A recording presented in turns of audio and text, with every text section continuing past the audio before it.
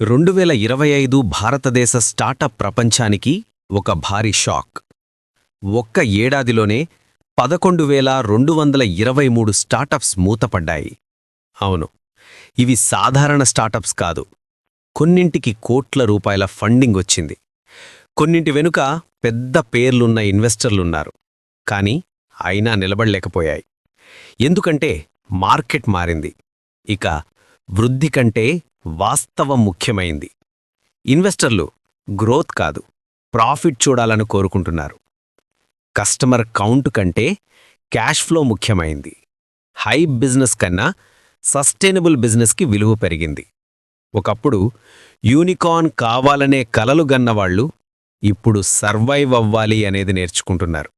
కానీ ఇది ముగింపు కాదు, ఇదొక కొత్త ఆరంభం. ఇప్పటి ఎంటర్ప్రెనర్స్ కొత్తగా ఆలోచిస్తున్నారు.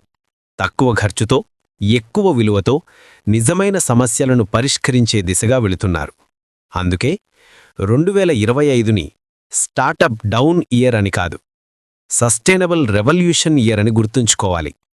ప్రతి మూసివేత వెనుక ఒక పాఠముంది. ప్రతి విఫలమైపోయిన స్టార్టప్ వెనుక ఒక కొత్త ఆలోచన పుడుతోంది.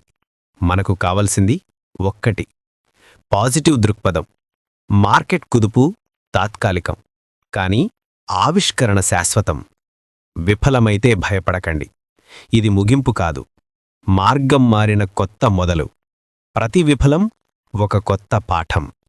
మీరు కూడా ఒక బిజినెస్ చేస్తున్నారంటే ఒక లైక్ కొట్టండి.